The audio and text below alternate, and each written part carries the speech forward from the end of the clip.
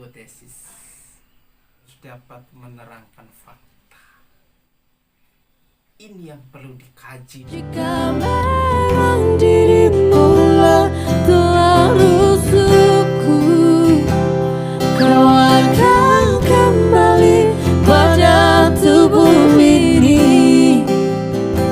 Ku akan tua dan mati dalam pelukmu. Untukmu seluruh nafas ini.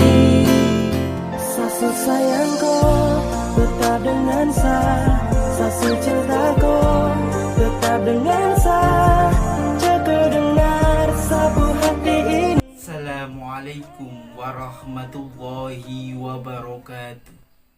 Welcome back to channel DR Gus IMPD. Ramadan tiba, Ramadan tiba, Ramadan tiba. Marhaban ya Ramadan, marhaban ya Ramadan, marhaban ya Ramadan, marhaban ya Ramadan. Semuanya jangan lupa subscribe, Like, share. jangan lupa share juga ya. Tekan tombol loncengnya. Mahasiswa-mahasiswi yang dirahmati oleh Allah Subhanahu wa Ta'ala, di kesempatan perkuliahan hari ini kita akan membahas tentang uji hipotesis. Itu saya akan kolaborasi dengan beberapa mahasiswa-mahasiswi dan juga beberapa dosen untuk mengkaji dan membahas secara detail tentang uji hipotesis. Untuk itu, tonton video ini sampai habis, jangan di skip-skip supaya memperoleh pengetahuan tentang uji hipotesis dengan sempurna, guna untuk mempermudah memahami tentang penelitian. Langsung kita ke materi, cek cus.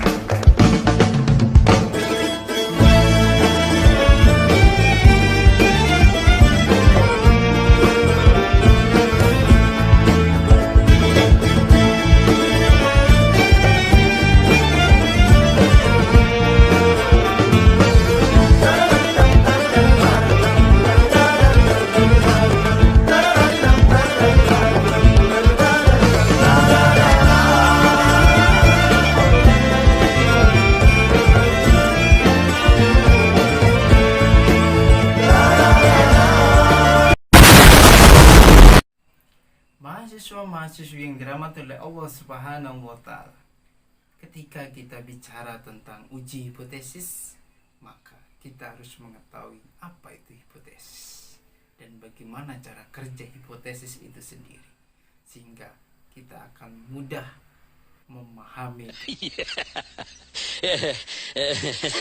Hipotesis adalah dugaan sementara tentang sebuah kejadian atau peristiwa, baik yang sedang berlangsung maupun yang telah berlangsung. Orang peneliti boleh menduga penelitiannya itu baik atau penelitiannya itu buruk, atau peneliti boleh menduga sementara bahwasannya apa yang dia lihat juga apakah itu baik atau sebaliknya. Dugaan-dugaan inilah yang harus perlu diuji lagi, sehingga dugaan-dugaan itu bisa dibuktikan secara ilmiah. Apakah sebuah masalah, peristiwa, kejadian itu benar atau salah. Untuk mengetahui secara detail, kita mulai satu persatu. Perkenalkan, nama saya Revina Ariska Septiani, mahasiswa Staisus Hasia Sri Indrapura, Prodi Pendidikan Agama Islam semester 4. Di sini kami akan mempresentasikan mata kuliah Statistik Pendidikan yang berjudul Pengujian Hipotesis. Dosen pengampu Bapak Dr. Iwan Agus Supriyono, MPD. Baiklah, sebelum kita mulai, marilah kita membaca Al-Basmalah. Bismillahirrahmanirrahim. Yang A. Pendahuluan. Uji hipotesa adalah prosedur yang memungkinkan untuk menentukan apakah menerima atau menolak hipotesa. Hipotesis merupakan elemen penting dalam penelitian kuantitatif.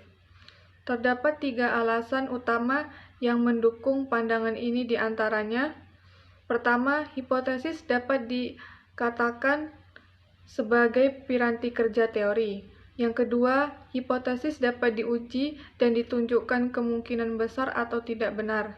Yang ketiga, hipotesis adalah alat yang besar dayanya untuk menunjukkan pengetahuan karena membuat ilmuwan keluar dari dirinya. Yang kedua, yang B, pengertian hipotesis. Hipotesis adalah penjelasan yang bersifat sementara untuk tingkah laku kejadian dan peristiwa yang sudah atau akan terjadi. Hipotesis berasal dari bahasa Yunani yang mempunyai 2 kata, yaitu hypo yang artinya sementara dan tesis yang artinya kesimpulan. Hipotesis berarti dugaan atau jawaban sementara terhadap suatu masalah penelitian. Frankel dan Whelan mengemukakan hipotesis merupakan prediksi mengenai kemungkinan dari suatu penelitian. Yang C, ciri-ciri hipotesis yang baik. A. Hipotesis harus menyatukan hubungan. B. Hipotesis harus sesuai dengan fakta. C. Hipotesis harus sesuai dengan ilmu. D. Hipotesis harus dapat diuji. E. Hipotesis harus sederhana. F. Hipotesis harus dapat menerangkan fakta. Yang D. Jenis-jenis hipotesis. A. Hipotesis nol atau HO adalah hipotesis yang menyatakan tidak adanya hubungan antara variabel independen X dan variabel dependen Y. B.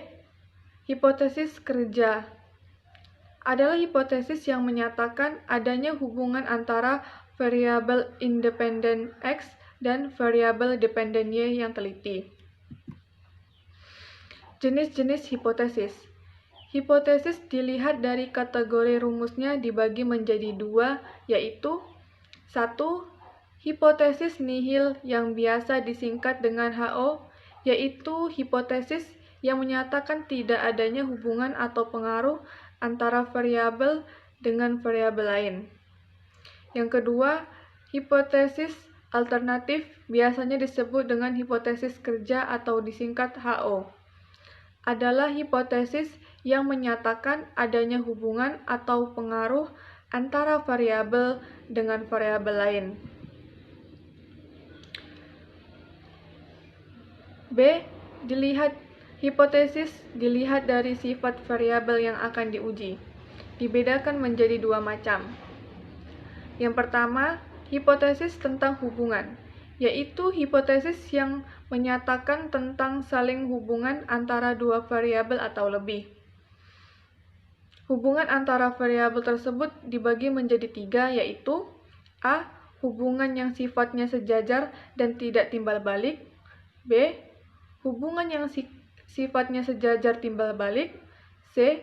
Hubungan yang menunjuk pada sebab akibat tetapi timbal balik. Yang kedua, hipotesis tentang perbedaan, yaitu hipotesis yang menyatakan perbedaan dalam variabel tertentu dengan kelompok yang berbeda. Hipotesis tentang perbedaan ini mendasari berbagai penelitian komparatif dan eksperimen. C. Jenis hipotesis yang dilihat dari keluasan atau lingkup variabel yang diuji. Ditinjau dari keluasan dan lingkungannya, hipotesis dapat dibedakan menjadi 2. Yang pertama, hipotesis mayor adalah hipotesis yang mencakup kaitan seluruh variabel dan seluruh objek penelitian. Yang kedua, hipotesis minor adalah hipotesis yang terdiri dari bagian-bagian atau sub-sub dari hipotesis mayor. Yang F, uji coba hipotesis. Suatu hipotesis harus dapat diuji berdasarkan data empiris, yakni berdasarkan apa yang dapat diamati dan dapat diukur. Untuk itu, penelitian harus mencapai situasi empiris yang memberi data yang diperlukan. Setelah kita mengumpulkan data, selanjutnya kita harus menyimpulkan hipotesis. Apakah harus menerima atau menolak hipotesis? Secara garis besar, hipotesis dalam penelitian mempunyai peranan sebagai berikut. A. Memberikan batasan dan memperkecil jangkauan penelitian. Yang B. Memfokuskan penelitian dalam rangka mengumpulkan data. C. Sebagai panduan dalam pengujian serta penyesuaian dengan fakta atau data. D. Membantu mengarahkan dalam mengidentifikasi variabel-variabel yang diteliti. Dalam meneruskan hipotesis ada beberapa hal yang perlu dipertimbangkan, antara lain: A. Hipotesis harus mengekspresikan satu fenomena atau mengekspresikan hubungan atau pengaruh antara dua variabel atau lebih. B. Hipotesis harus dinyatakan secara jelas dan tidak bermakna ganda. C. Hipotesis harus dapat diuji secara empiris. A few moments later. Halo, selamat siang semuanya. Kenalin, aku Jihan Nadila. Di sini kita akan ngebahas materi uji hipotesis rata-rata dan proporsi. Yang pertama ada definisi. Definisi hipotesis sendiri adalah pernyataan tentang parameter populasi yang akan diverifikasi.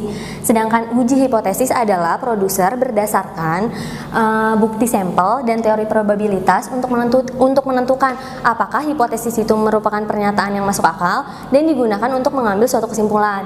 Yang selanjutnya ada menguji hipotesis.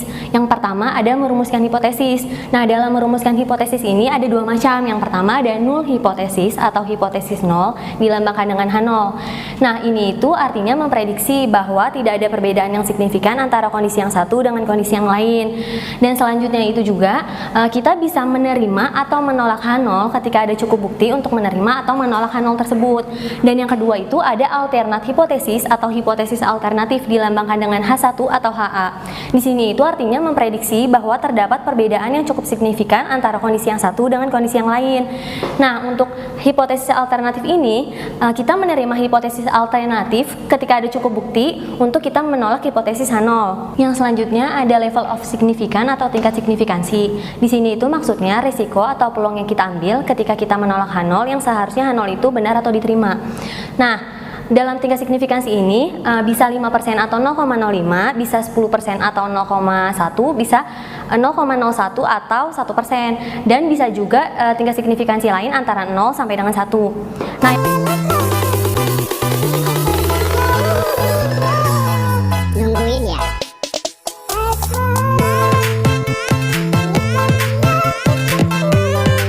Dari berbagai macam penjelasan yang sudah disampaikan oleh dosen dan beberapa mahasiswa dalam representasinya, bahwasanya hipotesis yang baik itu harus memenuhi beberapa syarat.